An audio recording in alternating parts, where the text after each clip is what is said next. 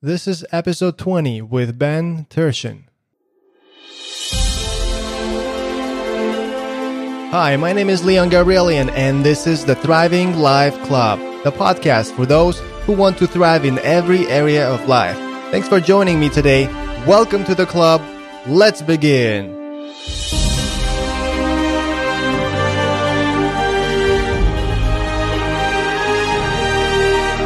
Welcome back to the club, champion. Our today's guest is Ben Turshen. Ben Turshen is a master teacher of Vedic Meditation and Breathwork practitioner. He used to be an attorney, a practicing attorney and a fitness professional. Ben's mission is to provide his students with highest quality instruction and support in tools that promote immediate, profound, and sustainable personal growth and development. And he does it through teaching people Vedic meditation and breath work. Welcome to the Thriving Life Club, Ben. Thank you so much for having me. I'm excited for our talk. I know you through Dr. Bliss, who's the founder of the breathing class, through which she has taught and lectured nationwide on topics related to dysfunctional breathing patterns and stress. And you used to be an attorney. And now you teach meditation, Vedic meditation specifically, and breathwork. Can you dive into a little bit of your story so that our listener can find out what made that transition?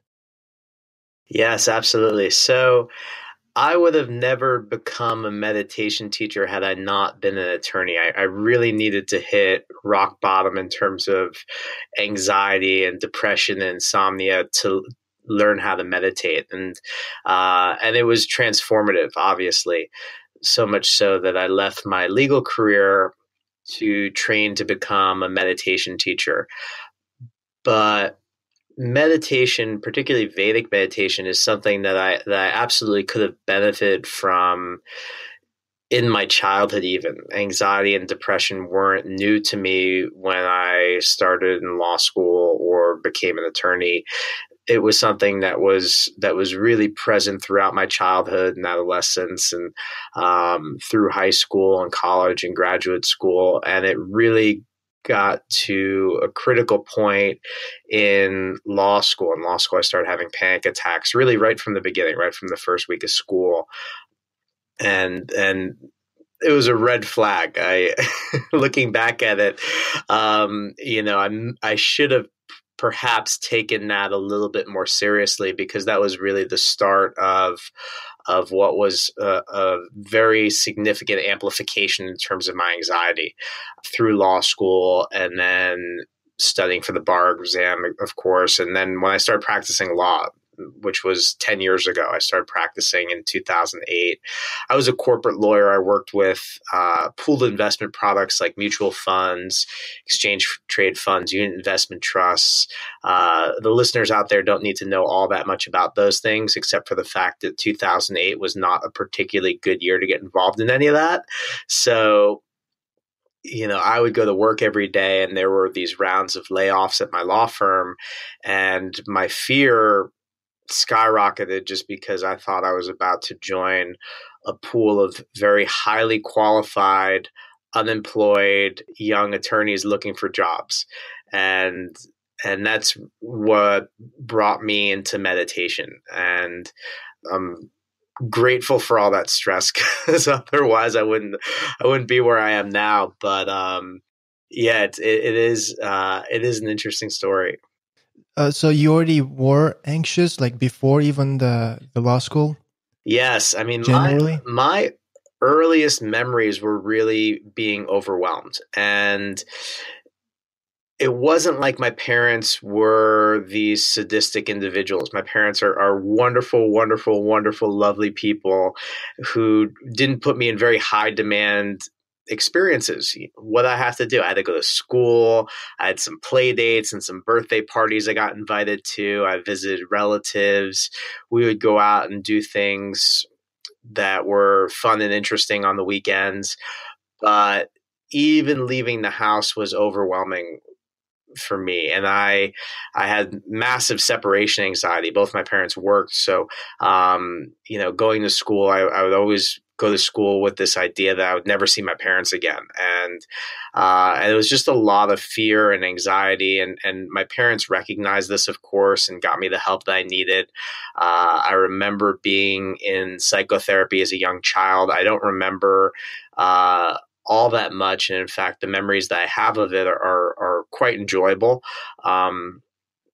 What I remember was going to this woman's office who was a little older than my mother, and I'd show up and there would be all these games and toys to play with. I got to play with whatever I wanted, and typically we would play Connect Four, Chutes and Ladders, one of those games. I always got to win. And afterwards I got pizza. So it was kind of this great thing. And that's what I remember from it. And it helped me. And I didn't stay in therapy all that long. It was probably 2 years, maybe 3 years at most. And then I was able to get by. And through the rest of elementary school and junior high school and college and even graduate school. And the anxiety was always there, but it was manageable. And I used to overcompensate for it by working really hard. I studied really hard. I never really showed my potential as a student or even an athlete because of my anxiety. Someone would put a piece of paper in front of me and it was a test or a quiz, and I'd freeze up. And I would get so overwhelmed that it would take me a while to settle down before I could start reading and comprehending the questions. It was like I'd get the test in front of me. I'd read the same paragraph, the same question over and over again. It's like I didn't know how to read.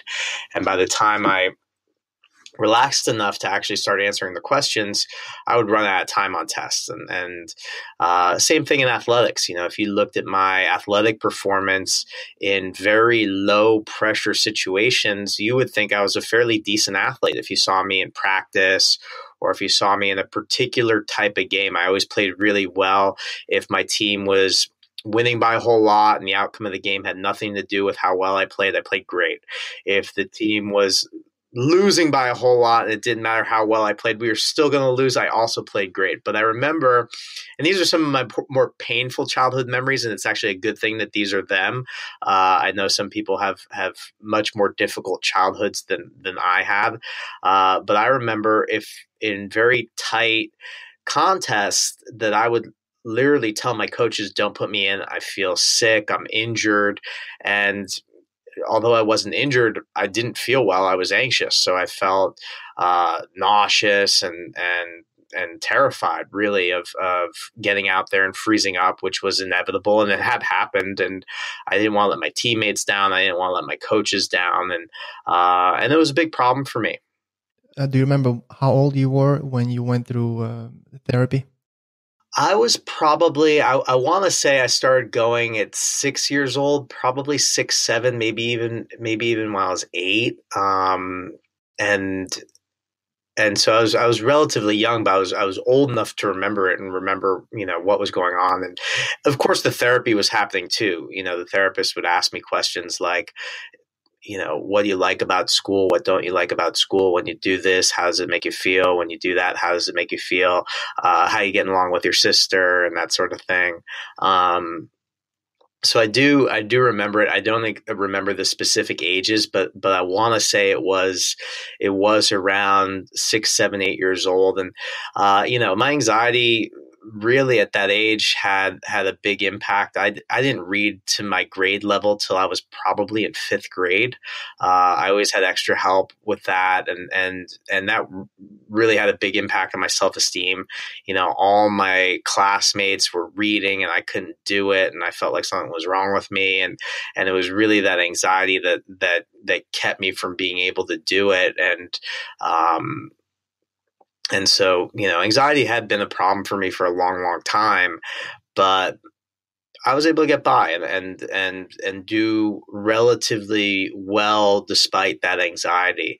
In high school, I was never medicated for anxiety or depression or insomnia as a child.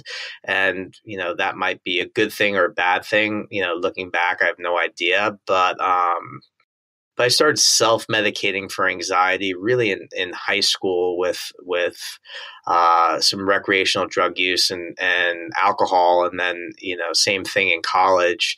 And it was in law school where finally my anxiety came back so intensely that I went to see a doctor. And that was the first time I ever got medicated, where, I was taking prescription medication for anxiety, depression, insomnia, ADD.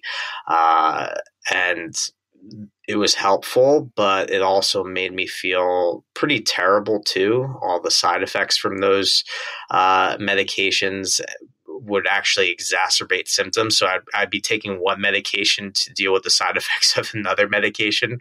I'd take my Adderall, which helped me really focus and concentrate, but also made me very anxious. So I'd take some Klonopin and that would calm me down, but then I wasn't as focused. So I'd take more Adderall. I wasn't sleeping at night anyway. So I'd take the Ambien. And I would take my antidepressants, which had a whole wonderful host of side effects that I won't get into. And then I got back into therapy as an adult in law school. And it was actually my therapist who suggested meditation to me. It's something I hadn't tried before that. And at the time, I didn't know really anything about meditation.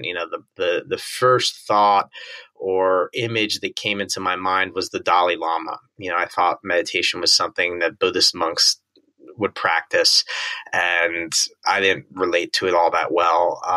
My therapist sent me to a Buddhist meditation center where they taught what I later found out was a form of mindfulness. I just thought meditation was all the same thing, which is actually quite common. Most people think meditation is all the same, and it's not really anyone's fault. It's mostly the fault of the people who write about meditation and speak about meditation. So far, I've been doing it too. I've just been referring to meditation, but really there's all different types of meditation, and based on the type of meditation that you practice, it has a certain design, and that design will yield a very specific result. And so, I thought meditation was all the same thing. And my first experience with it was not a good one. In fact, I nearly had a panic attack meditating, practicing this mindfulness. And, the only reason why I didn't leave the room was because there were other people there and I didn't want to offend the teacher. But by the time I was done with it, I thought, this isn't for me. And I didn't come back to it. I didn't come back to it for another 4 years. It wasn't until towards the middle or end of my first year practicing law that I revisited this idea of learning to meditate. And what I found out was that there was all these different forms of meditation. Each one has a very specific design, which yields a certain result. So it's not all the same type of experience. It's much like, different things people can do for fitness or athletics. Different sports have different designs, and you don't go jumping on the basketball court with your ice skates tied up. It doesn't work that well. Right. Or vice versa. Let's talk about the reason why is Vedic meditation and the ability to properly breathe so important. So let's talk about Vedic meditation first. And as I've been discussing already, it is Vedic meditation is a very specific form of meditation, and it falls into a category of techniques called automatic self-transcending, which is very different from mindfulness or techniques that use focus or concentration or techniques that use visualization, in that the whole design of it is to take the individual's experience, their mind, from a very active place through less excited states of thought and thinking and awareness until the mind reaches its least excited state beyond thought to an experience of being. And with that comes the experience in the physiology of a very, very deep rest. And we could talk a lot about what that methodology is and how it works. But the best word I know how to describe it, and it's not a word that's very impressive to describe anything other than Vedic meditation, the word is underwhelming. That experience is extremely underwhelming. It's underwhelming for the mind. It's underwhelming for the body. And it's important to have an underwhelming experience like that on a daily basis, because life outside of meditation tends to be, for most people, overwhelming. So it counterbalances that. And really what it does is the body gets conditioned to whatever repeated experiences it's exposed to. And if you're constantly being overwhelmed, your body's in a stress state, fight or flight response, where the sympathetic nervous system is very, very active, and the body gets into this overdrive mode, this state of excitation. And the problem is that it happens so often now in experiences that don't require that state of physiology. If you look at our bodies, the way they've been designed and the way they've been evolving over millions of years, you go back a few thousand years and our environment is drastically different than it is today. And what it meant a few thousand years ago, when you were being overwhelmed, the experience that you had was actually life-threatening. Your life was in danger. So you produced a state of physiology that was very protective to get you out of those experiences, either by running away or by going to battle, by fighting. And the problem now is we get overwhelmed by things that aren't life-threatening all the time, on a regular daily basis, hour by hour sometimes. And our body responds in the same way. The body gets overwhelmed and thinks it's in danger, and you're really not. And because it's happening so frequently, and because we're not actually in danger, your body's adapting this stress response where it doesn't turn off. And people are chronically in a state of hypervigilance, and the physiology is on overdrive, and the heart rate's elevated, and it uses up a lot of energy. People who are chronically stressed are exhausted because it's hard work being that stressed. And so when we introduce Vedic meditation, and it's designed to be a daily practice, it's one of the big misconceptions about meditation as a whole is that a lot of people will look at meditation as the thing to do when they get stressed. But that's like if you brush your teeth the morning before your dentist appointment, and that's the only time that you brush. That's a big problem. You need to take care of your teeth on a regular basis and have that hygienic experience. And the same thing with meditation. We really want to give the physiology, give the body a chance to recover from those overwhelming experiences. And the way to do that is to have a very opposite experience. And that's what Vedic meditation is. It's that underwhelming experience. And when you subject yourself to that regularly and systematically every day, twice a day is what we recommend, your body adapts to that. It's like if you take a person who's significantly overweight, 100 pounds overweight, and you look at their lifestyle, and what's their lifestyle look like? They don't move very much, very, very sedentary, and they like to eat food that's not very healthy, and they like to eat a whole lot of it. And, in that way, they got very overweight. And they're looking at their life and they're not very happy, and they go, we should make a change here.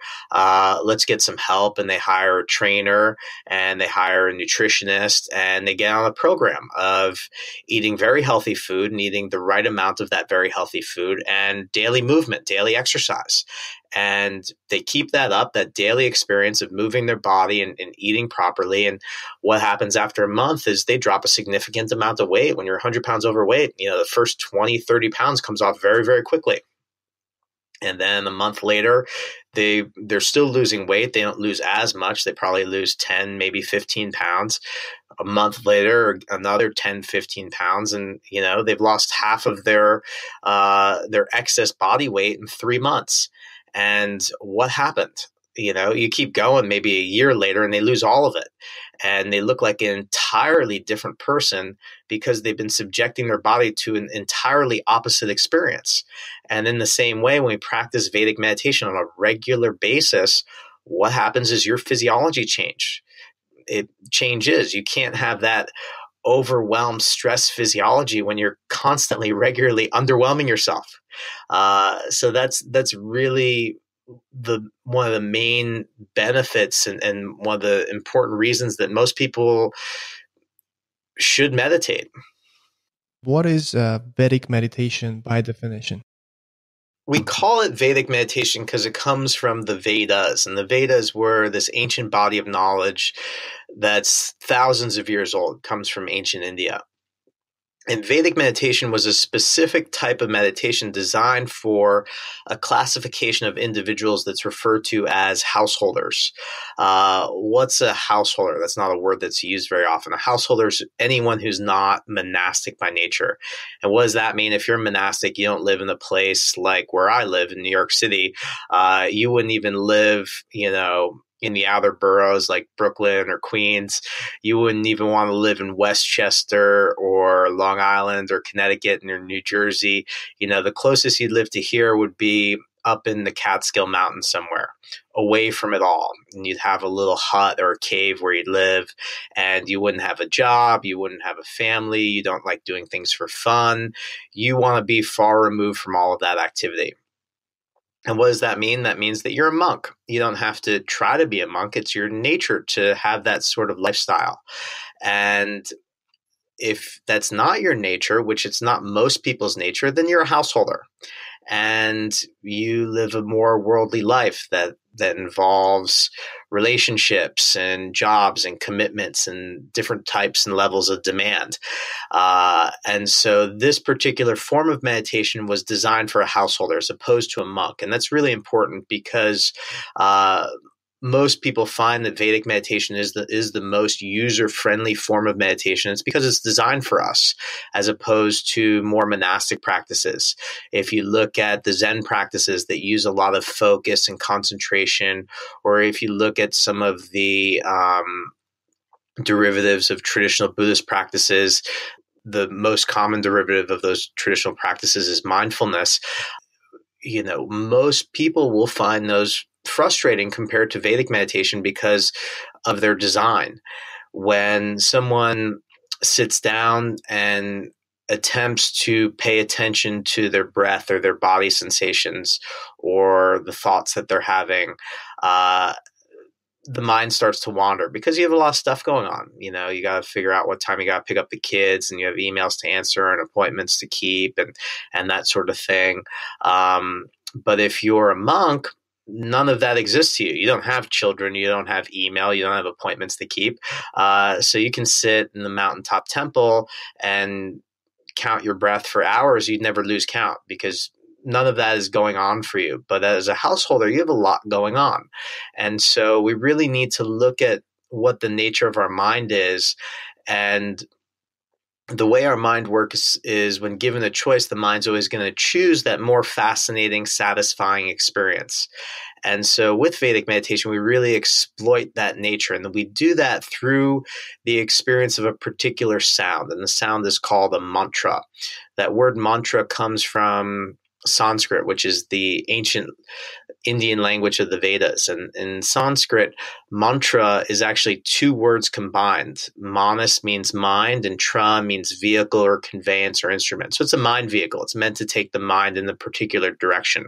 And there's lots of different types of mantras. The Vedas themselves are composed of tens of thousands of mantras, different types of mantras designed to do different types of things. With Vedic meditation, we use a small set of mantras in comparison to the mantras that compose the Vedas, tens of thousands. We use a few hundred mantras for the purpose of meditation. And when I say a few hundred, an individual only uses one.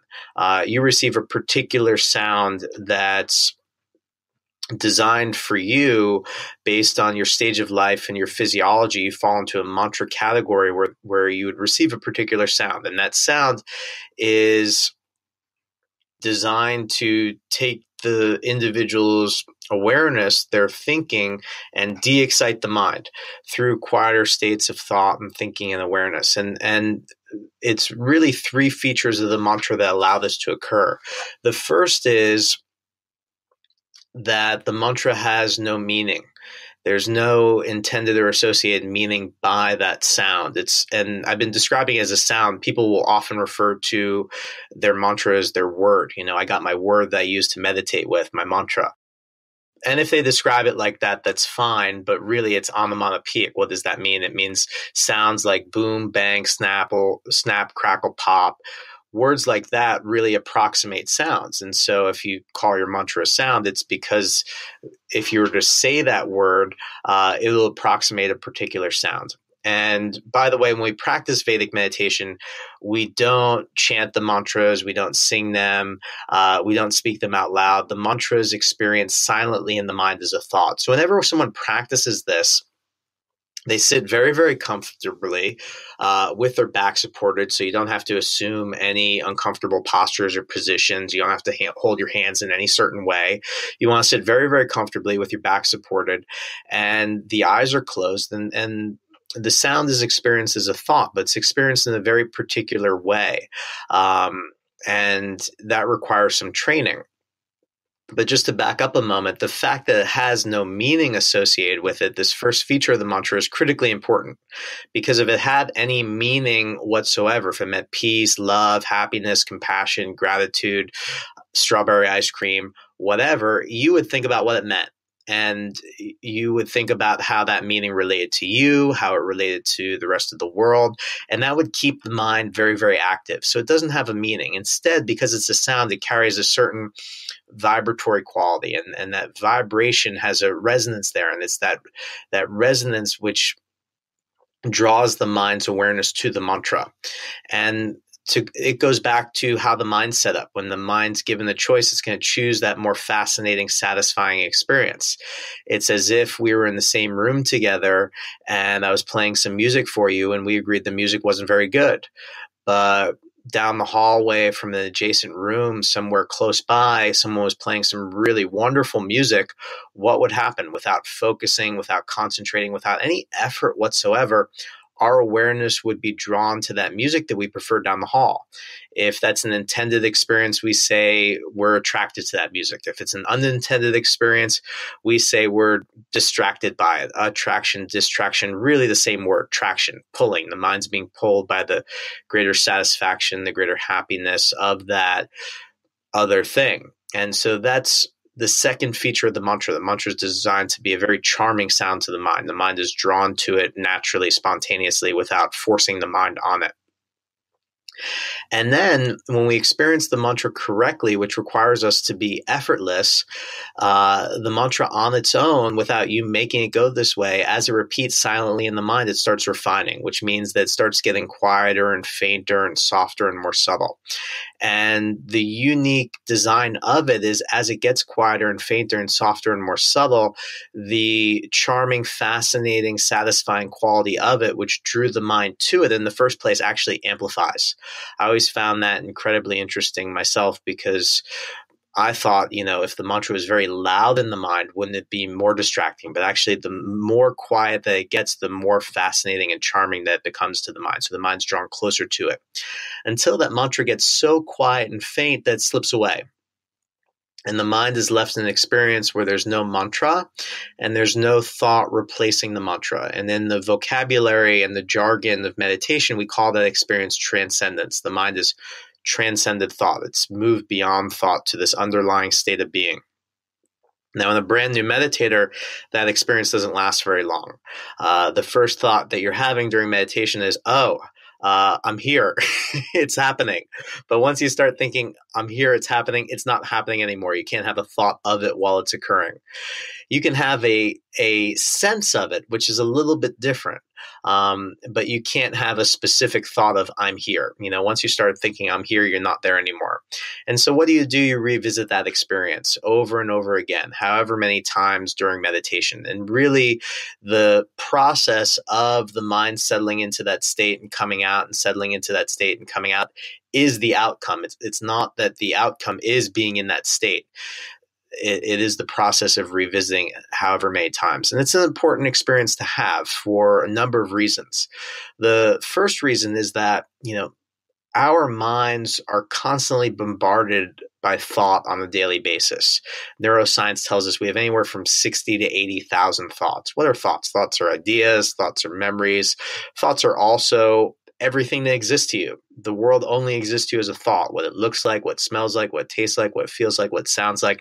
You only know that exists because you have some thought processy of that. Now, depending on the state that your physiology is in, that will impact the types of thoughts that you have.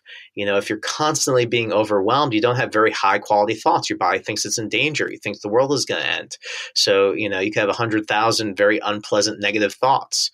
But if the body's underwhelmed regularly and having very satisfactory, fulfilling experiences, you can have, 100,000 really beautiful, enjoyable thoughts. But whether or not they're high quality or low quality thoughts like that, it's nice to get a break from all that thinking. and it's important to experience those more subtle states of thinking that most people don't experience on a regular basis. That's an important thing, because that actually comes out in our waking state experience when we're not meditating. This ability to detect subtlety actually comes from the direct experience of meditation. And that's one of the hallmarks of expanded consciousness, is this ability to detect subtlety. When the physiology is constantly being bombarded and overwhelmed, it's like if you're a photographer and your lens starts getting tighter and tighter, the aperture starts closing. And what happens is you have a very narrow picture of what's happening in the world. And beyond that, it's like someone took their fingers and started to smudge and muck up the lens. You're not even seeing what's in front of you, even though it's a very narrow view. And when you start to meditate and de-excite the physiology and get all that accumulated stress out, and you start conditioning yourself repeatedly to experience these more subtle states of thinking, it's like the lens widens and widens and widens. It gets bigger, and you start to see a very clear picture. The lens gets cleaned off too, and it's in this high definition, and that's a more satisfying experience of the world for most people. It's like, if you were to go back to, I'm going to be 37 in a month. I grew up in the 80s watching television that wasn't very high definition. I wouldn't be able to sit in front of that TV set that I had as a young boy and, watch a show for 5 minutes. I wouldn't even be able to stand to watch that picture. Why? Because I'm used to watching something that's very high definition. It's much more satisfying to see all that subtlety and that crispness in that picture. And so meditation actually trains that through that experience of very subtle thought that you get, that the mantra brings you to. But also that experience of transcendence, what it means is, when you look back at the design of the mind, how I've described it, it means that the mind is supremely content. The reason that the mind is moving inwards with the mantra is because those more subtle states of thought and thinking and awareness are more satisfying to the mind. And we call that satisfaction or contentment in meditation, we call it bliss. Now, I'm always very careful when I use that word bliss in describing meditation, because it doesn't mean ecstatic happiness. It doesn't mean euphoria. It just means that contentedness. And the mind's getting more and more of it until it reaches a certain point, a certain saturation point, where the mind just goes, you know what? I'm good. I can't think of anything better right now. And that's what causes the silence. The silence and the stillness that we experience in Vedic meditation is a product of that bliss. And so you have the direct experience of it right there in meditation, and you come out, and in the early days, it changes the way you experience the day, because you have a different orientation. You have a more blissful orientation to the day.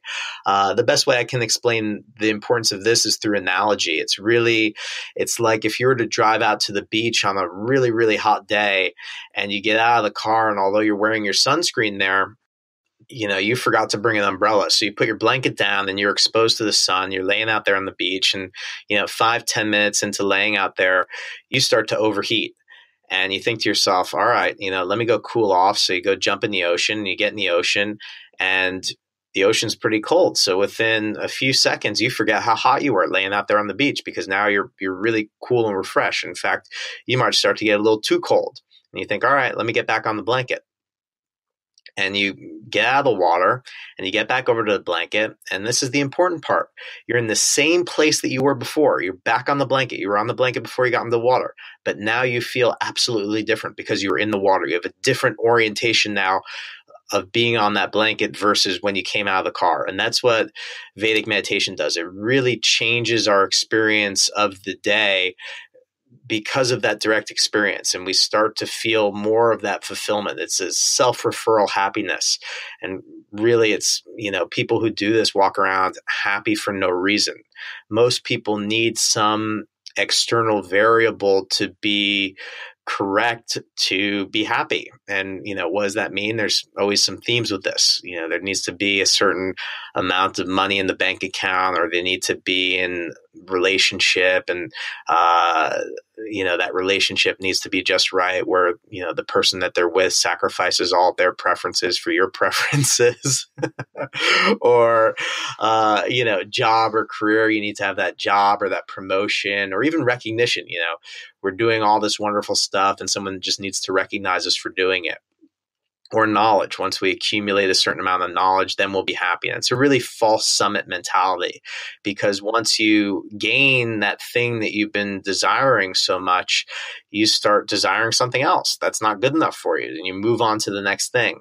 And so the Vedic worldview is that happiness and fulfillment doesn't come from the act of doing it. Actually comes from moving in the opposite direction towards this state of being.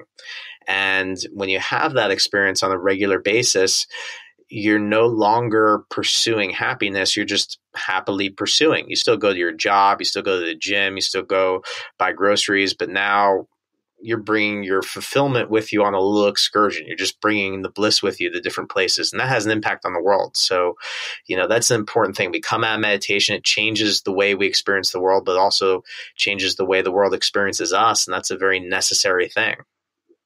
Absolutely. Absolutely. Let's summarize this. As far as mantras, I'm pretty familiar with the Gayatri mantra, but that would be different from the mantra that you're talking about, right?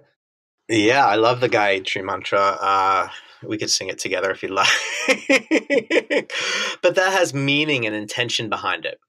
And, it's almost like a beautiful little song or a prayer. It's one of the Maha mantras, the very powerful, all-encompassing mantras. But the mantras that we use are much smaller, and they have no intended meaning associated with them. And there's forms of meditation that are mantra based as well, but the whole design of it is to keep the mantra going and to force the mind on the mantra and constant repetition of the mantra, where, as I've described, what happens in Vedic meditation, the whole design of it's actually to lose the mantra. Mm-hmm. Losing the mantra brings you to that very, very settled place. If you're focusing and concentrating and forcing the mind, you could be thinking anything and it would just keep your mind very, very active. So the whole design of Vedic meditation is to experience those quieter states of thought and thinking and awareness. And the mantra does part of it, but it's also the way that we use the mantra. So you can, come to learn one of the mantras, your specific mantra in Vedic meditation. And if you don't have correct instruction in how to experience that sound, that the mantra by itself won't do anything. Mantras really for Vedic meditation, the mantras that we use are really like car keys. The car key operates the vehicle, but you need to have some driving lessons too. Just having a car key doesn't do anything. And it requires us to really learn how to be effortless, which is something we used to be quite good at. I have a 2.5-year-old daughter, and I really could care less if she works hard. At her age, that's not important to me. What's important to me? That she's well fed, that she's safe, that she's having enjoyable, stimulating experiences, but she doesn't have to work hard at all. But guess what? Give it another 1.5 years, 2 years, and she'll be in pre-kindergarten, and her teachers will start asking her to work hard. You want to learn what this alphabet is? Pay attention over here. Don't go play over there. This is what we're doing. And then that continues to escalate and escalate throughout the rest of your life, even through adult life. Anyone who's ever taught you to do anything has told you, hey, you want some success with this? Work at it, focus, concentrate, pay attention. You want more success? Guess what? You need to work a little harder. You want the most success that you can achieve? Work as hard as you can. And that's really our default setting as adults, particularly those people who are goal-oriented. They're used to working hard. So when I teach someone how to meditate, I need to teach them that effortlessness that they used to have, that now they've lost through all of their other training. And, working hard is still a very good thing. I'm not opposed to hard work at all. But for the purposes of meditation, it's absolutely, for Vedic meditation specifically, it's absolutely counterproductive. So I go beyond just telling you how to be effortless. I really show you how to be effortless to have that designed experience. That's it. And I'm assuming Vedic meditation also helps in, everyday life in creating or being a hard worker. Let's go step by step. So from what you described, basically someone needs a mantra. They need to sit down in by the way, I have a hard time sitting in the lotus position. It's pretty painful. So I just sit in the easy pose, right? Support the back and then repeat the mantra in your mind over and over again until reaching the state of silence or being. So from what I understood, the goal of the Vedic meditation is the journey to the state of being, right? Yes, correct on that. Just to go back a little bit, the way that we sit in Vedic meditation is very important to have that particular type of experience. Anyone who works at a desk all day, or, attends long lectures or sits in class or whatever, everybody knows when you start to get a little bit tired and you start to nod off, what do? And no one actually tells you how to do this, but you just slip up to the edge of your chair. You take your back off of the back of the chair. And why is that? Because you're holding your body more upright, and there's some activity there to require you to stay upright. And because the body's active and the mind's connected to the body and vice versa, the body's connected to the mind, the body being more active keeps the mind very active. So lots of forms of meditation involve sitting on round cushions on the floor with no back support, or they involve sitting in a lotus position or a modification of a lotus position where the ankles are up on top of the thighs with the legs crossed. And the reason for that is because it creates this hyper attentiveness, which is really good if you're focusing and concentrating or paying attention or trying to, force the mind on a certain idea or theme. It keeps the mind very, very active. With Vedic meditation, we actually want the mind to de-excite. And the only way to allow that is to allow the body to also rest. The mind and body are connected. So as the mind de-excites with the mantra, the body gets into that underwhelming, deep, deep state of rest, which is deeper than the rest we gain through sleep. And that's part of the reason why we meditate for 20 minutes, because the body can only really sustain that depth of rest for that long. It's like a phone battery. Once you charge up to 100%, it doesn't increase the capacity for the phone to charge if you keep it plugged in. If you plug your phone in for 4 days, it doesn't charge up to 8,000. It'll charge up to 100. So that's really why 20 minutes is the time that we allot for meditation. But you come out of that and it feels like you've been asleep for an hour or two in terms of how much more well-rested you feel. And so you're absolutely correct. Doing the opposite of working hard actually allows you to work a lot harder, because you have all of that additional functional capacity from that rest that you came out of. And it gives you an additional resource. To go back to talk about stress for a moment, the body in that overwhelming state, it uses up a lot of energy, and that's energy that we could be using to do other things. It's like, imagine that your physiology is like your phone, and you just keep downloading more and more apps every time you get overwhelmed, and the apps don't shut off. They're constantly playing in the background. More stress, more apps playing in the background. It's like more and more of this programming, and it uses energy, and the body only has a finite amount of energy. And so, the digestive system doesn't have enough energy to digest the food. So we start getting this compromised digestion, which creates tons of different types of health problems. Our immune system doesn't have enough energy to function. So, we get sick where we otherwise wouldn't. And this is massively problematic. So, not only does it allow us to work hard, it actually allows us to feel a lot better, because our body has that resource that it needs to function. And Ben, what importance does the time of the day have? The time of the day that we do the meditation? So I take a view on this when I teach Vedic meditation, that there's only a few rules.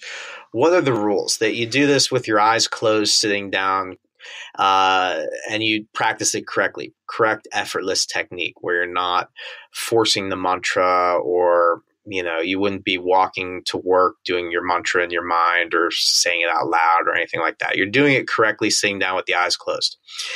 Everything else that, in terms of how we practice this, I label as a preference. And that's critically important, because what I've seen in the years that I've been teaching this is that regular daily practice is the key to success, but we don't want to be too rigid about it. We want to be flexible. And so there are some preferences. There's ways that we prefer to do it, but those don't mean that that's the way we have to do it. It's not an all or nothing proposition where if we don't do it just right, it doesn't work or it'll be harmful or anything like that. It actually works, and we can get great results from doing it less than optimally. So I'll tell you what the preferences are and why we have them. So we recommend that people meditate in the morning before food and before caffeine. It's also better to do it before vigorous exercise. And why is that? All those things are stimulatory. When you eat food, your body gets very active digesting the food. Caffeine stimulates the nervous system. Vedic meditation de-excites the nervous system. Same thing with exercise. Exercise is very stimulatory. So you do it first. And you can do this sitting anywhere with your back supported. You can even do it in bed, but not lying down. You put some pillows behind your back so your head's off the headboard. But it's always good to get out of bed first, go freshen up in the bathroom and all that, and then sit down to meditate. So that's the morning meditation. Now, when I first learned this, my morning meditation was really consistent, meaning within less than 10 minutes of my alarm going off in the morning, I was meditating. I would get up, freshen up in the bathroom, sit down, meditate. That's the way it was for about 7 years. And then, as I mentioned, 2.5 years ago, my wife and I had a baby, our wonderful daughter. And anyone who's had young children knows that, your regular schedule tends to get thrown out the window. So we all shared a bedroom for that first year, and I didn't set an alarm for about a year because, God forbid, I woke that baby up. So I do the morning childcare. I take my daughter to school and all that. My wife works, and so she needs to get ready in the morning. So I help out the best I can. And now, if my daughter lets me, anyone who has a 2.5-year-old knows that they have an agenda now about who's doing what. So anyways, my meditation that used to happen really consistently about the same time every day, now I would do it at my earliest opportunity, which was either, when my daughter, when she was very young, she would take a nap in the morning. So it'd be during nap time. Or if the nanny showed up, or then eventually she goes to a wonderful little school now, after drop off, sometimes I wouldn't get to meditate till that time. And I was consistent about it in that I kept doing it, but it wasn't at the same time every day.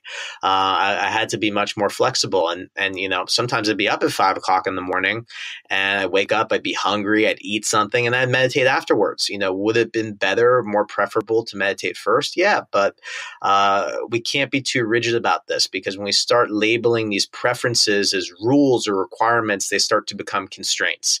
And it's always better to meditate than to not meditate at all. So that's the timing of our first one: in the morning, before food, before caffeine, before exercise.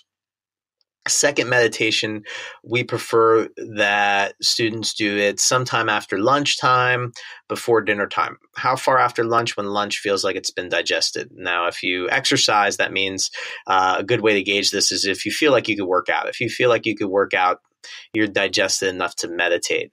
And we do it before dinner versus, before bedtime, because if you do a full 20-minute meditation before bedtime, that may in fact keep you up. Vedic meditation universally improves people's sleep, but with some exceptions, of course. If you have sleep apnea or something like that, a deviated septum, it won't help you breathe better at night. So you may need some assistance with that. But if you meditate for 20 minutes, it feels like you've been sleeping for 2 hours, and, it could be 11 p.m. and your body goes, no way, we're not getting in bed right now. Go clean the apartment, answer some more emails, watch another show, do whatever, but you're not sleeping. So we want to do it earlier. And that's not really the more important reason. And I always recommend to my students, if it happens to be late at night and you haven't meditated, don't meditate for 20 minutes, try 10 minutes. 10 minutes usually doesn't keep people up because it's not nearly as strong a dose of it as a 20-minute meditation. It's still worth doing. 20 minutes is a preference. We prefer to meditate for 20 minutes, but if you don't have 20 minutes, better to meditate for 15 or 10 than to not do it at all. But the more important reason is you feel really good after you meditate. You feel calm and relaxed because your mind just had that very, very settled experience. You're happier because you just experienced that state of being beyond thought. Your body has had that underwhelming experience, so it doesn't feel like it's in danger anymore, which allows us to be creative. It allows us to make better decisions. It allows us to focus and concentrate and pay more attention to the things that we're doing when we're not meditating. And so if you just do it right before bedtime, you don't get to operate in that state. You don't get to experience the world having meditated. You just get to experience sleeping. It's better to do it before bedtime than not at all. It's still really good for us in terms of decreasing that accumulated stress in the physiology, but you want to be operating on meditation. And so we like to do it earlier. But again, all those things are preferences. They're not rules. And the most important thing someone can do is meditate regularly. Right. And you mentioned 10 minutes and 20-minute meditation. Do you use an alarm clock before you go into meditation? So this comes down to a preference as well. So what we recommend, our preference is what's called passive timing, where you have something that keeps the time that you can see. It can be a watch, it could be a clock on the wall, it could be the microwave, it could be the cable box, it could be the stove, it could even be your phone. Now, one of the things that I recommend people do if they use their phone to time their meditations is to put the phone in airplane mode with the Wi-Fi off. One of the things that's important when we meditate is to avoid interruptions. Now, with Vedic meditation, you can practice it in loud environments. I have students, I've done this myself, who meditate on the subway in New York City. Noise, even movement of the subway, it's no barrier to meditation. But really what's most disruptive is not an interruption, but the anticipation of an interruption. So if your phone's on and you're thinking, oh, who's going to text me now or like my picture or whatever, that's the anticipation of an interruption. So we want to avoid that. So put the phone in airplane mode with the Wi-Fi off. And what you do is before you close your eyes, you note the time and you just go, okay, it's 5 o'clock. I'm going to meditate till 5:20, and you close your eyes and you begin. And after it feels like it's been a while, you may think to yourself, well, 20 minutes might be over, or it's getting close to being over. So you just open your eyes just enough to check. And if it hasn't been 20 minutes, you close your eyes and you go back to it. And so I encourage people not to meditate till they check, but meditate till they reach 20 minutes or the time that they decide to do it. And it's always important to decide the time before you start. Don't make decisions while you're meditating. And there's a little bit of a learning curve with it, but really 20 minutes is that optimal time, and the body feels like it's coming out right at about 20 minutes. And so some people within a day or two, first or second time they check, it's right there at 20 minutes. Some people it takes a little longer. It takes a week or two. But we prefer to come out very passively like that for two reasons. One is that you're in this very, very settled experience, and an alarm by definition is alarming. You don't want to be startled out of meditation. It undoes some of the wonderful things that meditation did. But also we don't want to be anticipating the interruption of the alarm either. Now, if you happen to be worried about missing an airplane or being late for work or picking a kid up at school or whatever, I recommend people set an alarm for 30 minutes. Most people won't get to 30 without checking. And that way it's a backstop. And it's good to, give yourself 30 minutes to meditate, to do a 20-minute meditation, because you have an extra 10 minutes. You're not going to feel rushed at all. And feeling rushed it goes back to that anticipation of an interruption. When you feel like rushed to do it, you'll be checking the clock a lot. And so sometimes I'll tell people, it's okay to use a timer. The timer that I like is something called Insight Timer, INSIGHT. A colleague of mine, wonderful guy, and his brother, they own Insight Timer. Nico Plowman, I forget his brother's name. Nico also teaches Vedic meditation. And on Insight Timer, there's probably a few hundred, if not a few thousand guided meditations. For my students, I tell them ambient sounds that you can play. Don't play any of that. Beautiful music. Don't play any of that. Just use the timer function. And so I recommend people use a timer. And I use a timer myself when I do shorter meditations. And that way I'm not worried about going over too much. But typically we prefer passive timing because we don't want to be startled. We want to come out when we feel like we're coming out. You might be right there about to have this beautiful experience where you lose the mantra and fall into that infinite state of bliss. And the timer doesn't know that. It just goes, all right, you're coming out right now. So it's good to come out passively. So where does breath work come in? So breathwork is something I got exposed to first with Vedic meditation. There's an extended practice that we do that involves some yoga asana, some yoga postures, and then some pranayama, some yogic breathing that you do before you meditate. And that particular breathing exercise, an alternate nostril breathing exercise that you do before you meditate, when I learned that, it was after about a year of regular practice that I learned how to do that. We call that grounding, by the way, doing the yoga and the breathing before you meditate. And then you lie down after for 10 minutes. It's like an industrial form of meditation. But I really enjoyed the pranayama. I really enjoyed the breathing exercise. And I would do that sometimes before I'd meditate without doing the yoga. And sometimes I would use it just by itself. I would just do the breathing for a few minutes. And I really enjoyed the way it made me feel.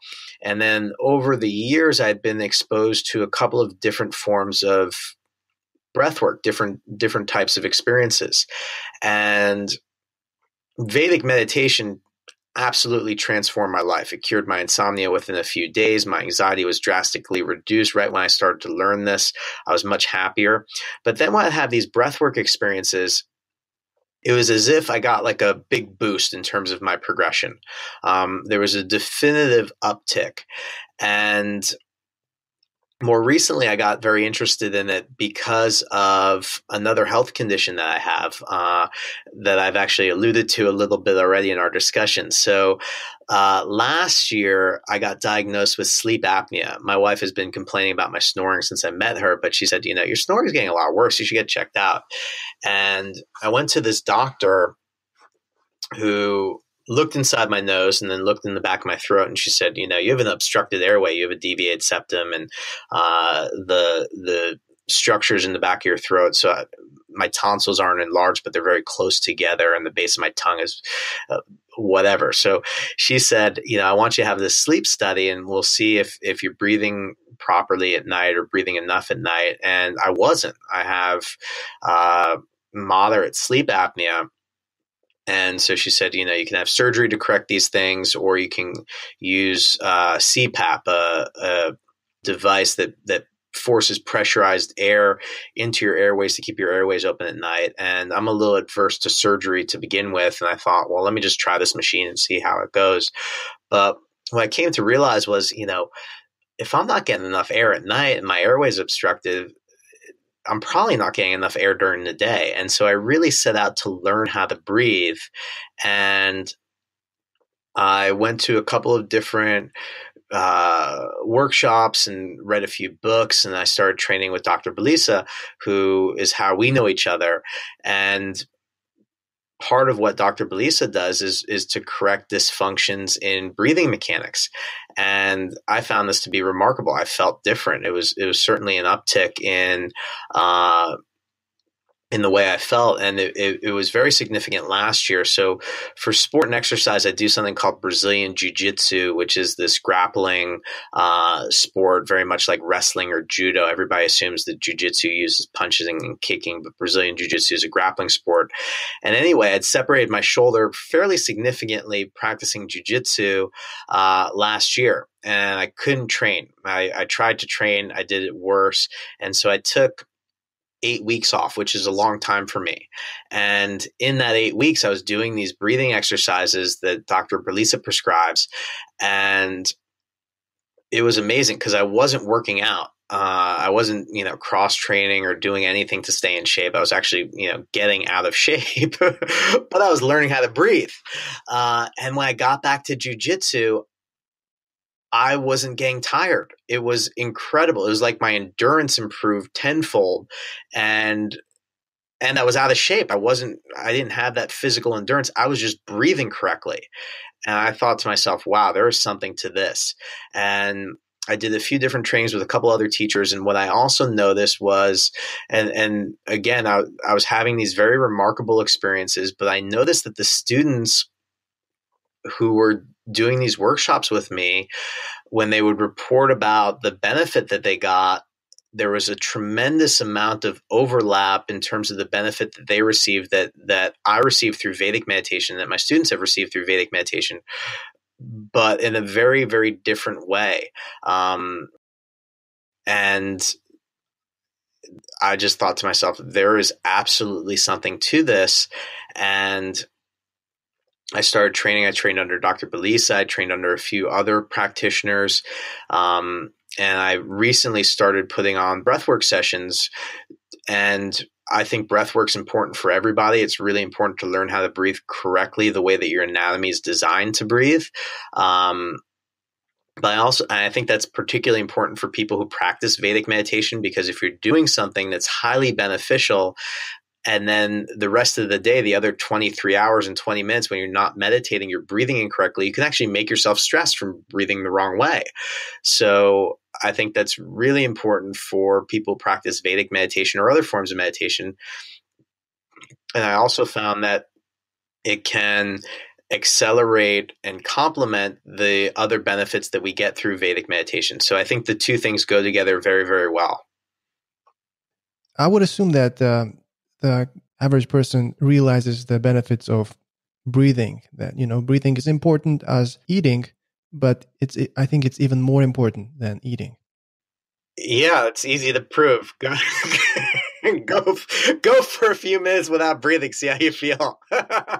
You can go hours and hours, days, and even weeks without food and even water, and you'll survive. But you don't survive very long without breathing. So it is actually the most vital thing that we require. Quite obvious. Exactly. So that's out of the question. People know this. It's proven. They can prove it in a couple of minutes. Let's talk about you've mentioned proper way of breathing, the correct breathing. Let's go into like a definition type. What is it? What does it look like? What's the difference between average breather and what does proper breathing look like? So a really easy diagnostic test that you can do is to have someone put a hand on their chest with their thumb and their index finger on their collarbones and another hand on their belly, and have them take a very big, deep breath, a few very big, deep breaths. And what most people will notice is that the hand that moves the most, and sometimes the only hand that moves, is the top hand, where they get some elevation in their chest and their shoulders. You see this all the time. People take a deep breath and their shoulders shoot up to their ears, and then they exhale and they start to relax and the shoulders drop, and actually the belly starts to relax. And that style of breathing has a few names. It's referred to, Dr. Bliss calls this a vertical breathing style. It's also referred to as clavicular breathing. That's why you put your hands on your collarbones to notice this. So it's also called clavicular breathing or apical breathing. And with that type of breathing, it's problematic for a few reasons. The first is that if you look at the anatomy of the lungs, the smallest part of the lungs is up on top. The biggest part of the lungs is lower, in our lower torso. And so if we're only breathing into the tops of our lungs, we're actually not getting all that much air. It takes about 6 breaths in that style of breathing compared to diaphragmatic breathing, where we're breathing using our diaphragm into the lower torso, we get a lot more air. So the body has to do a lot more work for the same resource. That's problematic, but it's also problematic for another reason. And that is your breathing mechanics, the way that you breathe and the pattern that you breathe. It's really like the weather. And your nervous system is like a thermostat. And what it does is it adjusts based on, the temperature in the room from the weather. So if your body notices that you're breathing in a way that it will sense that you're in danger. So, if you're breathing in this very vertical style, this clavicular breathing, it's like if you were to, get up behind somebody and scare them, they would gasp. And when you take a gasp, you go, and your shoulders shoot up. And so even if you're doing that on a very micro level, your nervous system's interpreting that as you're in danger, and it provokes that sympathetic response, that fight or flight response. If you're breathing out of the mouth, the nervous system interprets that the same way. So what we do is we do a few different corrective exercises to help really re-educate the diaphragm, and using more of that diaphragmatic breathing, which was critically important. It's the way the body is designed to breathe, and it facilitates things like your digestion, believe it or not, and all these other health benefits that correspond to correct breathing, where incorrect breathing affects our memory, it affects our energy, it affects our digestion, it affects the health of our pelvic floor muscles. All of these things that you wouldn't think are at all connected to your breathing are actually connected to your breathing. So we want to get into that lower torso breathing. And so we do a couple of corrective exercises. The other thing that most people do is they breathe through their mouth too often. So nasal breathing is critically important. If you're not talking or eating, you should really have your mouth closed and be breathing through your nose. And this can be problematic for people like me who have deviated septums, where the nasal passages are obstructed, and I can actually breathe through my nose, but I'd oftentimes find myself breathing through my mouth. And that's problematic because the nose has about 30 functions to filter and condition the air and other functions associated with it that you don't get through mouth breathing. So not only is your nervous system interpreting mouth breathing, like if you were to take a gasp of air, as you're in danger, but it also all the allergens and the pollutants and the toxins in the air, they get filtered out through the nasal passages much more efficiently and effectively than if you're breathing through your mouth. If you've ever exercised outdoors in the winter and your lungs start burning, it's most likely because you're breathing through your mouth, and that air is not getting warmed up through the nasal passages before it hits your lungs. So getting people to do nasal breathing and breathing deep, not big. We don't want to be taking big breaths all day. We really want to be breathing the appropriate amount for the level of activity that we have. So we don't want to be over breathing. That's problematic too. But we want to be breathing deep, which doesn't mean big. It means using your diaphragm into the lower torso versus using the neck and shoulders. People who have a more apical clavicular breath have a lot of neck and shoulder pain. So it's because you're using muscles that aren't designed for that particular use. Okay, so let's dive into the nitty-gritty. How does the process of actually abdominal breathing, the proper breathing, work on a step-by-step basis? So there are a few corrective exercises we can do. The easiest thing anyone can do is actually go back and put one hand on your chest with the thumb and the index finger touching the collarbones, and one hand on your belly, and do some nasal breaths. But this time, instead of allowing the top hand to rise, I want you to actually engage the diaphragm. So as you inhale, I want you to expand the belly into your hand, and you need to relax the belly a little bit. A lot of times we get this more apical clavicular breath because we're trying to keep a very tight waistline. We're trying to keep the belly in. So you want to relax those abdominal muscles and let the diaphragm extend out. So as we inhale, we extend. As we exhale, we just narrow. Inhale, extend, exhale, narrow. And try to get that movement in that bottom hand. And that's one way to start to shift the breath into the lower torso. And there's a number of exercises you can do that do that as well in different positions. You can do that lying on your back in bed, one hand on the chest, one hand on the belly. You can do that seated. You can do that standing.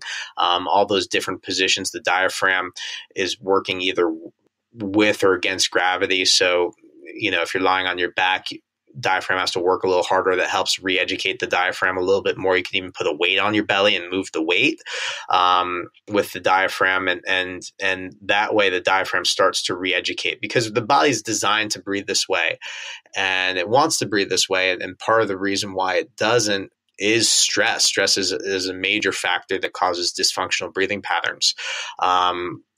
But other things too. You may have injured a rib or your back, and to take a diaphragmatic breath would put some pressure on that injury and it would hurt. So you'd brace those muscles, and the lungs need to inflate some way. So you start getting some volume by moving the rib cage up and down versus down and out. And so we can develop that vertical breathing style from that as well. Even age, once we start to get out of our late 20s into our 30s, most people start to develop a more vertical, clavicular, apical style of breath. So really, we want to re-educate that correct breathing. If you look at young children, again, most young children aren't trying to hold their bellies in all day to look thinner and fitter. So, you see them breathe and they have these big bellies. They're taking proper breaths. But even kids, this is going to sound crazy, but I'll tell my daughter, I'm like, close your mouth, because I'll catch her breathing through her mouth, and just to get her to breathe through her nose, not to not talk. I'll ask her questions. My daughter loves to talk, but we really want to get into nasal breathing. We want to get into that lower torso breath. There's one person I studied under who, and I do this myself. People think this is really, really far out, but actually using some hypoallergenic medical tape to tape their mouth shut at night so that they're breathing through their nose. Now, if you're going to do that, do not do that if you've been drinking alcohol. Do not do that if you have a stomach flu, because, if you were to perchance vomit during the night and you have your mouth taped closed, you could asphyxiate on that and die. So, right, that's dangerous. Yeah. So, but people advocate it. I do it myself, and I've actually noticed it's very, very helpful for me, because I use that CPAP machine, and some mornings I wake up with my mouth so dry and people wake up with their mouth dry if they're breathing through their mouth anyway. But, I have forced air going into my airway, and it's better that's going through my nose and not my mouth. So that has been really helpful for me. The two most important things that I tell people when they leave a breathwork session is, unless you're eating or talking, keep your mouth closed. And then really having that understanding of proper diaphragmatic breathing. And the thing about it is, those corrective exercises that we do, they're not meant to be daily practices. They're really meant for the purpose of re-education and doing those exercises for a short amount of time. And Dr. Bliss has a wonderful 14-day program in her book that people can follow. And she puts that program on, it's meant to be a 14-day program, because it's not something that you need to revisit on a daily basis, but it's having that awareness. And when you notice yourself, it's like exercise. When you notice yourself not using proper form, what do? You correct it. And you might have to correct it often, fine, but better to make the correction and have the awareness than to not know at all. So nasal breathing, critically important. Diaphragmatic breathing, critically important. You start to sigh, take deep breaths, raising your shoulders up to your ears. Don't do that. So those are the two biggest tips that we can have with proper breathing and mechanics, is get into that lower torso diaphragmatic breath, and breathe through your nose. And you won't be able to breathe through your nose entirely during high intensity exercise in the early days, because what happens is we have a certain sensitivity to the buildup of carbon dioxide in our body. And so we offload carbon dioxide by mouth breathing, particularly exhaling out the mouth. And so we want to actually increase that tolerance, because it's the carbon dioxide that causes the oxygen to move from the blood into the muscles and other tissues. So the more carbon dioxide we actually can tolerate, the better that oxygen can assimilate into the muscles. And so for athletes, it's important to train that. And, we train that through different types of hypoxic training or breath holds. But nasal breathing will actually start to build that tolerance. So if you're an athlete, during your warm-up, breathe through your nose. And when it starts to get too intense, you'll open your mouth to exhale. That's fine. But eventually, if you keep training that, you'll be able to sustain maximum levels of expenditure while having nasal breathing. And that's a very good thing. It increases our performance tremendously. You've mentioned something last time we spoke. You said that the difference between the Vedic meditation is you want to do it every day, preferably, and the breathing. You've mentioned some breathwork sessions that you said are not recommended doing every day. These are sessions designed to compensate for the lack of oxygen that we don't get to breathe or take in every day. What we've just discussed, the nasal breathing, the lower torso breathing, that's a 24-hour thing. That's an everyday thing that people should be doing all the time. I use with my breathwork students an active breathing technique, and the people who've trained me in this often refer to this as active meditation. I don't use the word meditation to describe breath work. I find that confuses people. So we do an active breathing technique where the individual's lying down on their back, and they take a 2-part breath. And for this exercise, we actually use mouth breathing. So mouth breathing is not indicated for everyday regular experience, but for this particular breathwork technique, we use mouth breathing. And so it's called a 2-part breath because you're lying on your back and you take the first inhale into the low belly using the diaphragm. And then you take a second inhale without exhaling into the chest, much smaller, followed by an exhale. So it would sound like this.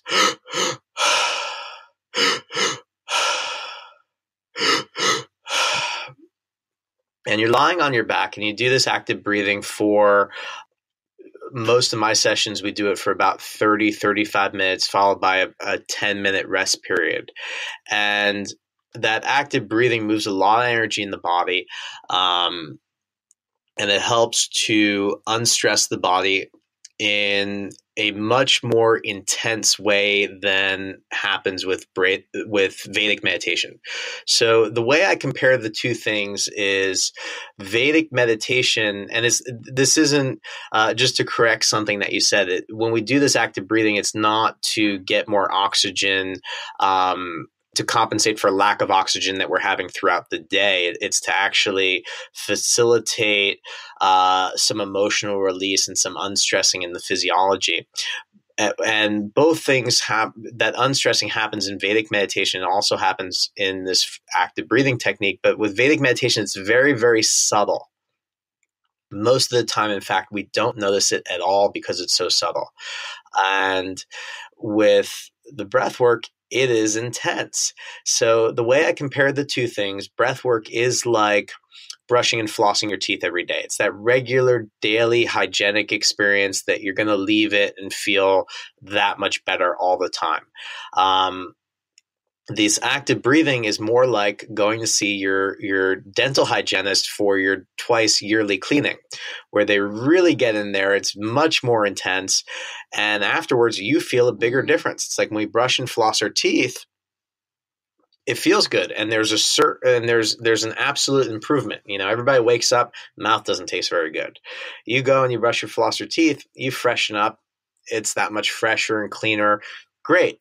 You go to the dentist and you come out and you're moving your tongue along your teeth and you go, my teeth feel different. There's a much more definitive change there. After breath work, but because of the intensity of the experience, for someone who's practicing Vedic meditation, I would leave that to, the most I work with people who practice Vedic meditation. I have one individual who comes in twice a week with me. But most people who work with me who do both things, and I recommend that people do both because they are very complementary and supplemental. Once a week would be more of a maximum recommended dose for that, or even once a month. It brings our progression up faster than we otherwise would. So that's how I compare the two things. Excellent. Thank you for sharing that. I want to go into the benefits that you've experienced. First of all, you're the prime example of the transformation as a result of Vedic meditation and also breath work. And it would be a great example for our listener. What if somebody actually learned Vedic meditation, learned how to breathe properly? What would their life feel like and look like in 30 days, 90 days, or a year, if you can put it in those terms? Everybody's different, of course. When people come to learn Vedic meditation or people come to a breathwork session, not everybody's starting at the same place. So the degree of change is different for everybody. When I first learned Vedic meditation, I didn't think that there were people that existed that were more anxious than I was. And because I was so anxious and because I was so unhappy and because I wasn't sleeping at night without either a sufficient amount of alcohol or a big dose of Ambien, there was a tremendous amount of room for improvement.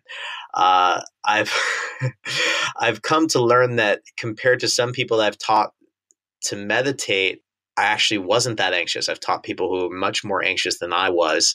But again, in that state of anxiety, I thought that this must be as bad as anxiety gets. And I'm actually quite wrong about that. And so my experience is a good case study, but it's not remarkable. It's not unique in that way. But I've also taught people who aren't anxious at all, who are quite happy and content in their lives, that sleep very well. And they still come to learn because it helps them be more productive. They get more work done in less time. They're more present in everyday experiences. They are happier for doing it.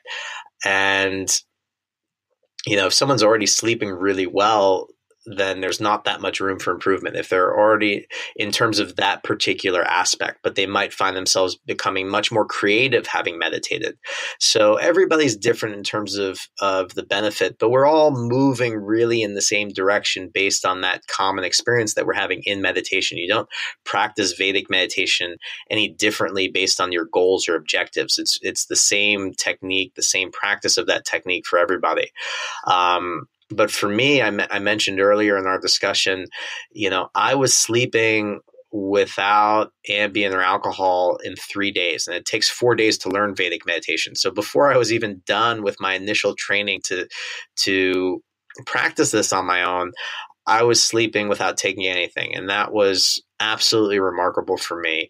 To be able to fall asleep very quickly with that, where it wasn't substance induced, but also the next morning, I remember, and this was the last day of my course, I woke up and I was completely sold on this because it was the first time in recent memory that I had woken up without a hangover, because Ambien and alcohol, they really have a very similar effect on how we feel in the morning. And I didn't take it the night before, and I slept through the night, fell asleep quite quickly, slept very soundly, woke up feeling good. And that was it. I was like, if this is all I get from this, then I'll keep doing it. And there was a fairly dramatic reduction of my anxiety when I first learned. My anxiety wasn't gone, but it was dramatically decreased. And I was having panic attacks before I learned how to meditate. I mean, I hadn't had a panic attack since I learned. And that was remarkable. If anyone's ever had a panic attack, one is too many, and I was having them on a fairly frequent basis. And so to not have them was a massive relief. And just based on the fact that I was less anxious and I was sleeping at night and I wasn't exhausted all day, that relief from that made me much happier.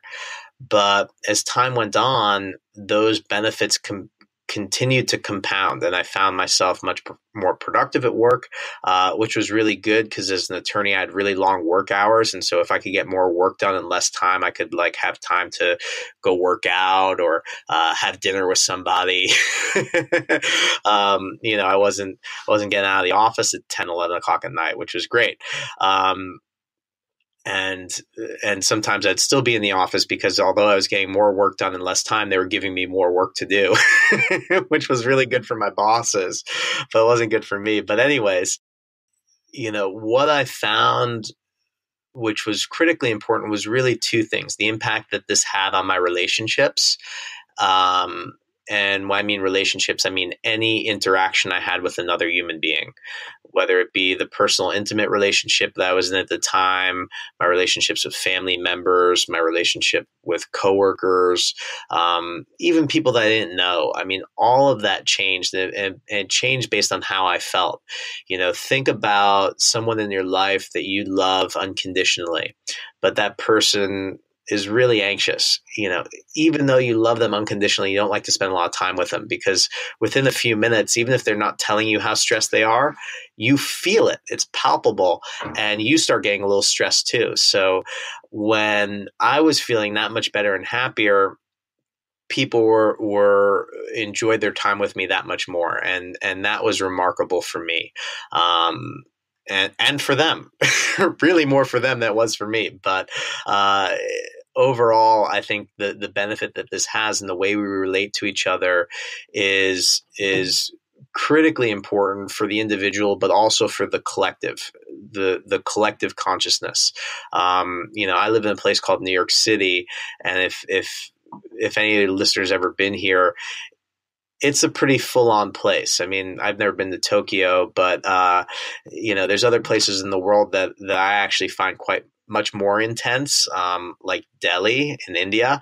But it's a fairly intense place, and it's easy to get overwhelmed by that. And when we're very, very stressed, we're not on our best behavior. We're not all that patient. We're not all that kind.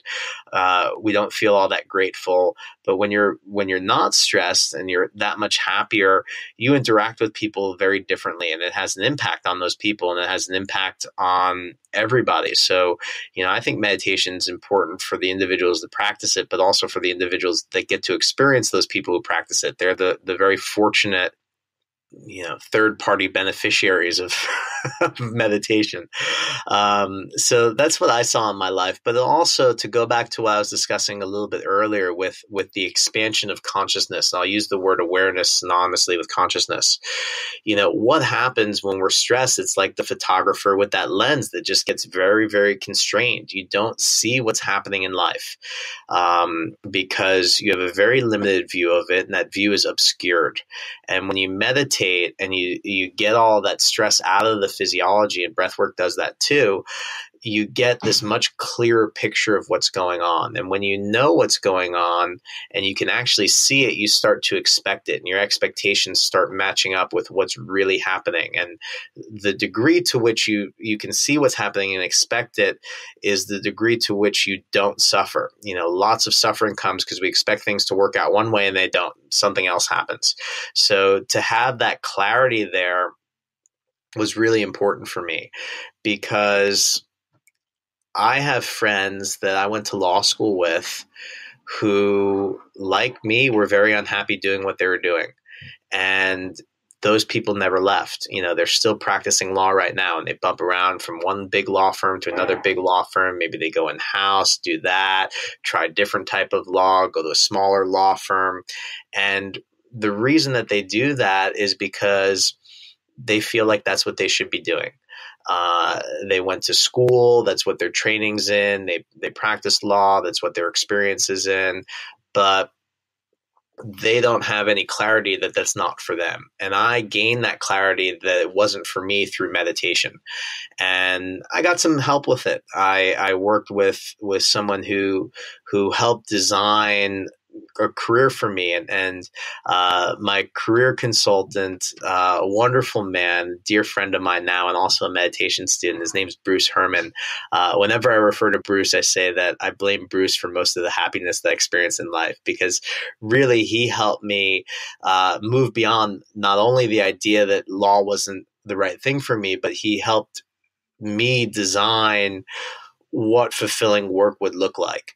And I do that work with my students as well. I do some personal coaching where we look at careers is a big thing that we look at, but we also look at relationships, health, wellness, spirituality. We look at even recreation, which is really important. And try to design and cultivate fulfilling experiences. And so Bruce helped me do that tremendously with career. But had I not been meditating, I wouldn't have even gone there. And so that clarity that we get allows us to really understand what's most relevant. And we want to be having the most relevant experiences.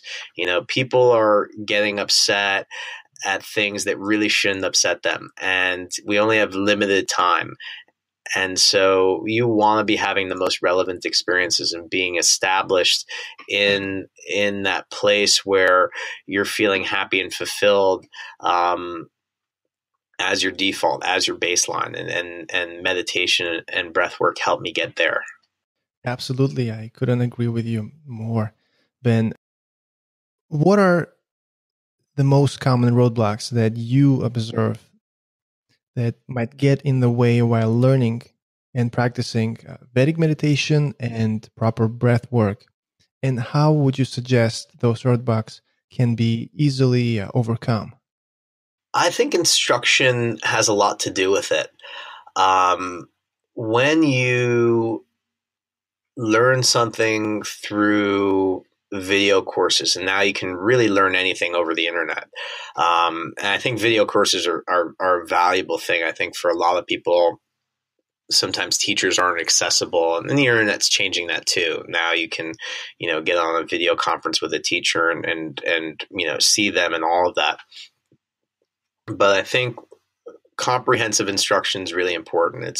It's like if you wanted to learn a musical instrument, you could watch YouTube videos to learn how to do it. You could read books to learn how to do it. But then if you have a teacher there who says, no, put your fingers here, make your hand this shape, and you get that feedback, that's a very powerful, impactful thing that will create a better experience. And we have better experiences. Those experiences are reinforced by regular practice. If you're having, a good experience, but not a great experience, it might not be as impactful for you. And one day you decide to skip it and the world doesn't stop moving and you realize you can get by without it. And now the threshold for not doing that got lower and lower. And so, if you start off having really significant experiences based on your training, based on your instruction, based on what you're doing, the techniques and the methodologies, they get self-reinforced. It's like when I teach someone Vedic meditation and they practice it regularly for a short amount of time, they get to a place where it's very reinforced by the benefits. And it's just like I couldn't convince someone not to brush their teeth tomorrow. You wouldn't want to go about your day having your mouth taste nasty the way it does when you first wake up in the morning. You don't want to experience your mouth like that all day. You don't want the world to experience your mouth smelling like that all day. So you correct it. Same thing. You wake up and you might be tired. You might not, but then you sit and you meditate and you're that much more calm and focused and present after you do it, and it makes the day that much better.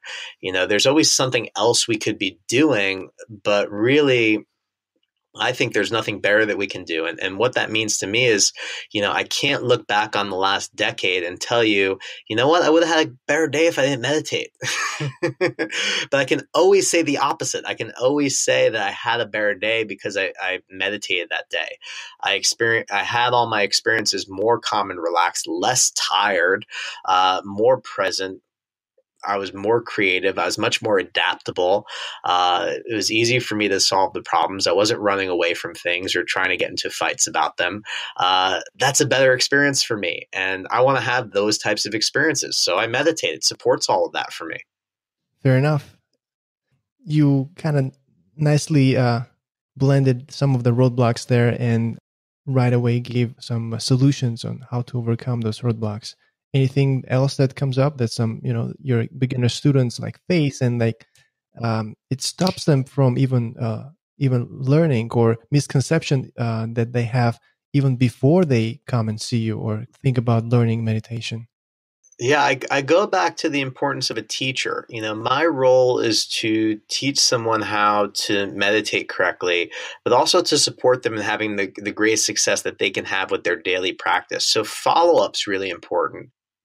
Last year, I got together with 5 other really wonderful teachers of Vedic meditation, and we started a collective studio. That collective studio is called the Spring Meditation. It's down in Soho, on 6th Avenue and Spring Street down there, and it's a beautiful studio. And because we're all involved in it, there's lots of opportunity for follow-up and support for students who've already learned. But it's also a wonderful place for people to get together with other people that do this. When I learned this nearly a decade ago, there weren't any resident teachers in New York City, believe it or not. The only people that taught this here lived in other places and came to visit here and there to teach it. And so when I first learned, I didn't know anybody who learned this aside from my teacher, and he didn't live here. And although I was having remarkable experiences, although it was transforming my life, I still felt like it was kind of weird because I didn't know anybody else who did it. And I didn't want to share it with other people. But, I had no place to go where there were other people doing it. And now we have this beautiful studio where literally, if you learn how to do this 6 days a week, you can come back and there's a session for you to drop in on. And you can get around other people who do this. You can get with teachers, ask questions. We have wonderful discussions there, and it's really a place that supports this. So I think that's important too, is having some community around it. And then it's like, what are you doing Thursday night? Oh, I'm going to group meditation. You want to come? And it's that in itself, having that establishment there, whose sole purpose is to really support the people that practice this form of meditation and teach the people who want to learn it. That's one of the more remarkable things that exist is this beautiful studio that we created downtown. Right, about that, Ben. So those who live in New York, they can obviously come and see you. Where can our listener find you? Yeah, so you can come visit my website, benturshenmeditation.com. Turshen is how you spell my last name. That's where you can find all the information about Vedic meditation, breathwork, personal coaching, how to get involved in all that. That's where you can find out about me. And if you like Instagram, I'm at Ben Turshen Meditation on Instagram. Facebook, where Ben Turshen Meditations has a page on Facebook as well, so you can catch me on social media there and my website. Or you can email me directly. I'll give you my direct email. It's ben@benturshenmeditation.com. That goes straight to me. And if you have questions about this, if you want to talk about it, whether or not this is right for you, to how to get involved, or even if you don't live in New York City and you want to get involved in it, email me and I'm happy to connect you to a teacher that may be local to you or who wouldn't mind coming to visit you. There's about 200 teachers of Vedic meditation around the world, and I have access to all of my colleagues there. So I'm happy to connect people with teachers in their area. Vedic meditation is only taught in-person, personal instruction. Breath work and personal coaching we can actually do remotely. So if you want to work with me and you don't live in New York City, we can see each other via the internet, and I can put you through a breathwork session. We can do some personal coaching remotely, so that's accessible. Wonderful. Thank you for sharing that, Ben. We talked about two very important skills, the Vedic meditation and breathwork, and how it relates to improving the quality of life. What is your personal definition of a thriving life? A thriving life to me is a life established in bliss, and that contentedness and that fulfillment and that happiness that exists there, that's there all the time below the surface. And that's what we access through Vedic meditation. And if you practice Vedic meditation very regularly, you have access to it outside of meditation. And that's critically important. That's really, we're designed to have that experience, and only deviate from it when it's most relevant to, and to come back to it when that most amount of relevance is gone. So that's what thriving is. And what we can do is create experiences outside the meditation that promote that, and really having the most relevant experience for you. What's relevant for you is not what's relevant for the rest of the world. It's what's most relevant for you. And I think that's important. We have a very limited amount of time, and we want to have the most fulfilling, satisfying experiences in that time that we can have. And so take the appropriate steps. And what's most important is to start with yourself. People who are very altruistic by nature tend to put themselves last. They want to take care of everybody else first. And then if there's some time and some availability, then they'll take care of themselves. And really, we need to switch that. We need to take care of ourselves first, and then go about helping others, because the better that we take care of ourselves, we're that much more available and accessible to others. It's that wonderful lesson that we get every time we ride in an airplane. One of the flight attendants will remind us that if the oxygen mask dropped from the ceiling, to put your mask on first before you assist others, because if you're suffocating, you really can't help anyone else. So I remind my students of that, to prioritize these things that will make you feel better, because they'll actually make everyone else feel better too. Is there anything you'd like to share as we wrap up this amazing conversation, Ben? I want to tell your listeners to really take a moment and think about what you want, not what you think you should want, but what you actually want. And what that is, what life would look like, and start some activity, take some action to create what fulfilling life will be for you. And it's the most worthwhile endeavor you can partake in. And it's absolutely necessary. We don't want to run out of time on that. We want to get started right away. So get started right away. Don't procrastinate. Outstanding advice. Thank you, Ben. Thank you for joining us at the Thriving Life Club. I've had a great time talking to you. It's been a pleasure. Thanks so much for having me. I thoroughly enjoyed our conversation, and I hope to hear from some of your listeners soon. I'd love to help them as well. That'd be great. And there we have it. Another amazing guest has visited our club. Make sure to subscribe to the Thriving Life Club podcast on your favorite app. Simply go to thrivinglifeclub.com/ and the name of your favorite platform. iTunes, Stitcher, Spotify, Google Play, YouTube.